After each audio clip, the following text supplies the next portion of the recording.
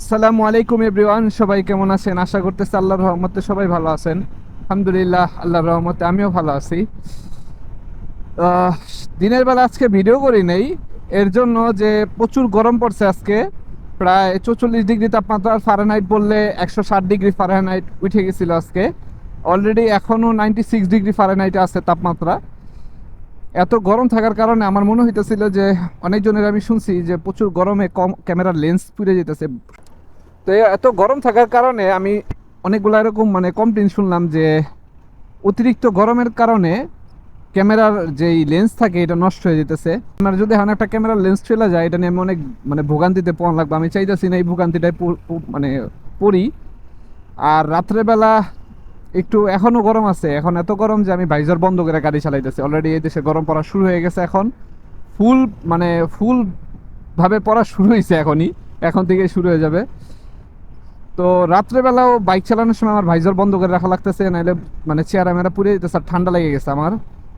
আজকের তাপমাত্রাতে আমার ঠান্ডা অলরেডি, বাবারে বাবা, একটু পর হাসি আসে। আলহামদুলিল্লাহ, অলরেডি ঠান্ডা লেগে গেছে। কথা বলতে গেলে নাকে বাজতেছে, আপনারা ভয়েস শুনলে হয়তো বা বুঝতে পারবেন। গরমের কারণে মানে ঠান্ডাটা লেগে গেছে অলরেডি। প্রতি বছরই এটা হয়, ঠান্ডার সময় একবার ঠান্ডা লাগে, গরমের সময় একবার ঠান্ডা লাগে। দুইটা টাইমে সিজন যখন চেঞ্জ হয় তখনই ঠান্ডা লেগে যায়। যাই হোক, আজকে কথা বলবো ভিসা নিয়ে। আপনারা এত প্রচুর পরিমাণে কমেন্ট করতেছেন, প্লাস পার্সোনালি মেসেজ দিতেছেন হোয়াটসঅ্যাপে, তারপরে আমার ফেসবুক পেজে, তারপরে কমেন্টে, ইউটিউব কমেন্টগুলোতে তাই দেখতেছি। তো আপনাদের ভিসার জন্য আমি আজকে গেছিলাম, 2 দিন আগে আমি কথা বলছিলাম একজনের সাথে, তারপরে আমি আরও কয়েক জায়গায় কথা বললাম। তো আমি যেটা জানতে পারলাম ওইটাই আজকে আপনাদের জানাবো। যার সাথে আমার কথা হয়েছে, প্লাস যার ভিসায় আমি অলরেডি আছি, সেই লোকটা যথেষ্ট পরিমাণে ভালো একজন মানুষ। যেটা সত্যি আমাকে সেটাই বলবে। তো তার কথা আমি যেটা বুঝতে পারলাম, যারা টপিক একটা দুইটা করে আমি এইভাবে কথা বলি, বাইক চালানোর সময় এত খুলে ভুলে কথা বলতে পারতেছি না, আর এক জায়গায় বসে আমি কথা বলার টাইম পাইতেছি না। আমি ভাবতেছিলাম বিশাল ব্যাপারটা নিয়ে এক জায়গায় বসেই কথা বলবো, কিন্তু ওইটা আসলে হয়ে উঠতেছে না ওই সময়টা। তো আপনাদেরকে একবারে এরকমভাবে বলা দেয় ভালো হবে।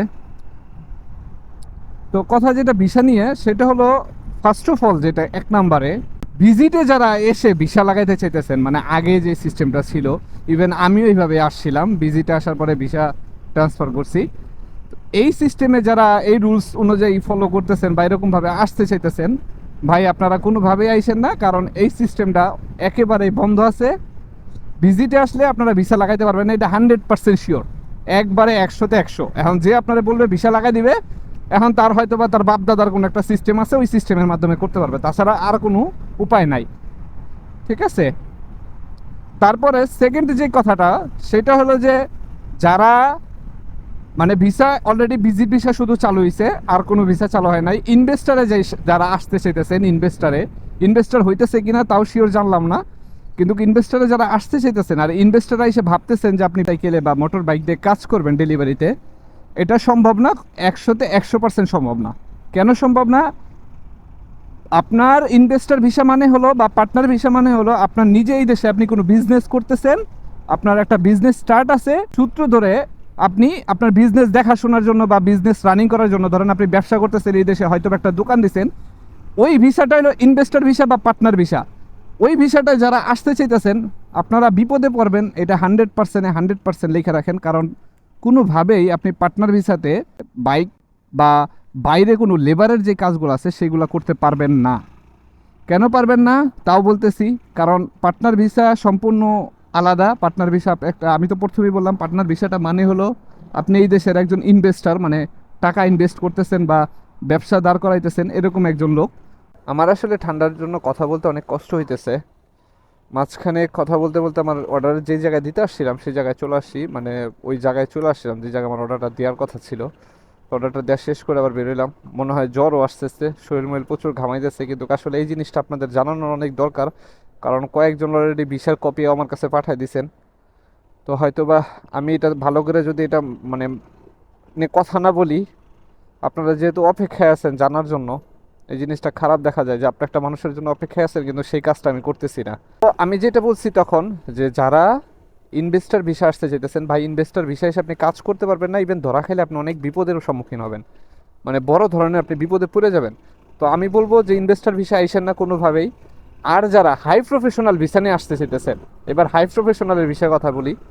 হাই প্রফেশনাল ভিসা মানে হলো যে কোনো কোম্পানিতে মানে অনেক বড় লেভেলের একটা কথা ভাবেন, আপনার যোগ্যতা আছে, ধরেন আপনি ইলেকট্রিশিয়ান, হাই প্রফেশনাল মানে বুঝছেন, বা প্রফেশনাল ভিসাগুলা যে কোনো অফিসে মানে বড় কর্মকর্তা যারা থাকে, যেরকম ধরেন ম্যানেজিং ডিরেক্টর বা ম্যানেজার, এরকম যারা থাকে, অ্যাকাউন্টিং ম্যানেজার, মানে হাই হাই লেভেলের যারা থাকে, ওই সব যাদের যাদের ওই কাজগুলোর জন্য ভিসা প্রদান করা হয়, ওইগুলা থেকে বলা হয় হাই প্রফেশনাল ভিসা। আর ওই ভিসাগুলো অনেক হাই লেভেলে হয়ে থাকে, যার কারণে পড়াশোনার সার্টিফিকেট অনেক ভালো লেভেল লাগে। যেরকম ধরেন আপনার মিনিমাম মাস্টার্স কমপ্লিট এই দেশে আপনার লাগবেই। এই দেশে যারা উচ্চ পর্যায়ে আছে, মানে অফিসগুলোতে অনেক বড় বড় লেভেলে আছে, তাদের ওই ভিসাগুলো হয় হাই প্রফেশনাল ভিসা। এখন একটা হাই প্রফেশনাল ভিসা রেডি করতে হলে মিনিমাম আমাদের বাংলাদেশিদের জন্য মাস্টার্স কমপ্লিট বা ডিগ্রি কমপ্লিট একটা সার্টিফিকেট লাগবে। এখন ভাই আপনার কাছে, আপনি ক্লাস 8 পাস করছেন বা আপনি পড়াশোনাই করেন নাই, তাহলে আপনি কিভাবে হাই প্রফেশনাল ভিসাটা লাগান? অলরেডি কিছুদিন আগে অন্তর্বর্তী সরকার মানে ডক্টর ইউনূস, উনি আমাদের এখানে আসছিল। উনি আসার পরে এই দেশের যখন হাই মানে বড় লেভেলের যারা কর্মকর্তা আছে তাদের সাথে যখন কথা বলে বা সরকারের সাথে, তখন তারা এই কথা বলে যে তোমাদেরকে আমরা কিভাবে বিশ্বাস করব, তোমরা ডক্টরের সার্টিফিকেট নিয়ে এসে মানুষের বাসায় কাজ করো, তাহলে কিভাবে আমরা বিশ্বাস করব? তার মানে বুঝা যাইতেছে এই হাই প্রফেশনাল ভিসা দিয়ে অনেক মানুষ আসছে, আসার পরে তারা ডুপ্লিকেট সার্টিফিকেট করে যে এরকম এরকম আমি এরকম লেভেলে আছি, বা আমি এই কাজ জানি, বা ধরেন আমি একজন ইঞ্জিনিয়ার, এগুলা বইলা ওনারা আসে, আসার পরে মানুষের বাসায় ড্রাইভারের কাজ করে বা বিভিন্ন বাইরে কাজ করে, এই কাজগুলো তারা কইরে বেড়ায়। তো এই সব 2 নাম্বারের কারণে আমাদের বাঙালিদের এই দেশে কিন্তু অনেকটা খারাপভাবে নেয়। বিশ্বাস করবেন না, যে কোনো জায়গায় গেলেই যদি আমরা বলি যে বাঙালি পরিচয় দেই, নিজের কাছে লজ্জা লাগে যে মানুষরা এরকম 2 নাম্বারই কাজ করতে করতে মানে মানুষের কাছে মানে একজন এই দেশের লোক মানে যারা লোকাল আছে তারা যদি শুনে বাঙালি, তারা এখন পছন্দ করে না, বলে ওরা চোর, ওরা উল্টাপাল্টা কথা বলে, ওরা মিথ্যা কথা বলে। তো বুঝেন তাদের কতটা মানে ডিমোশন হইতে পারে তাদের জায়গাটা। যাই হোক, আমি ঠান্ডার জন্য অনেক কথা বলতে পারতেছি না। এখন হাই প্রফেশনাল ভিসা নিয়ে যারা আসতে চাইতেছেন ভাই, দেখেন হাই প্রফেশনাল ভিসা যারা করে তারা আপনি ডুপ্লিকেট সার্টিফিকেট করবেন। আর ডুপ্লিকেট সার্টিফিকেট করার পরে এটা মনে রাখেন আপনি ধরা খাবেনই, কারণ কি এই দেশের গভর্নমেন্ট আপনার সব কিছু তদন্ত করতে পারে, ঠিক আছে? এটা সিকিউরিটির দিক থেকে 1 নাম্বার, কিন্তু এই দেশে মানে আপনি 2 নাম্বারই কাজ করে বাইচে যাবেন এই আশাটা আপনি বাদ দিয়ে তারপরে আসেন। যারা এই দেশে আছেন তারা ভালো করে জানেন, আর যারা নাই তারা একটু খোঁজ নিয়ে দেখবেন, যারা পরিচিত আছে এই দেশে তাদের থেকে একটু খোঁজ নিয়ে দেখেন যে তারা 2 নাম্বারই করে বাঁচতে পারে কি না।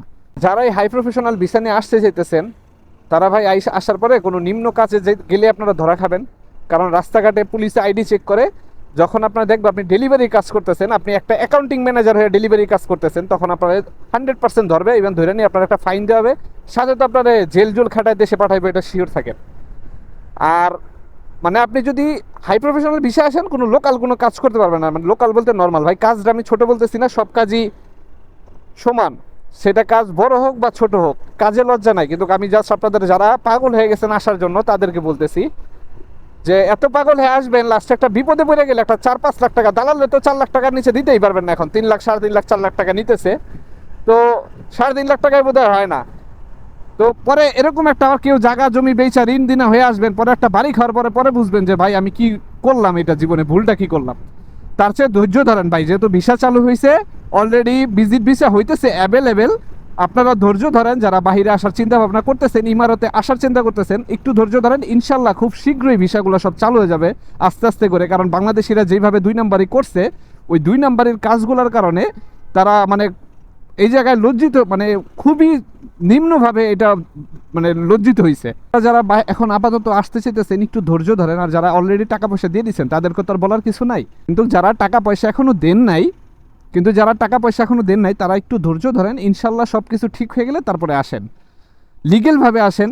যেই কাজ করবেন ওই কাজের উপরে আসেন, বা দরকার ওই কাজ না করলে যদি অন্য কাজও করেন।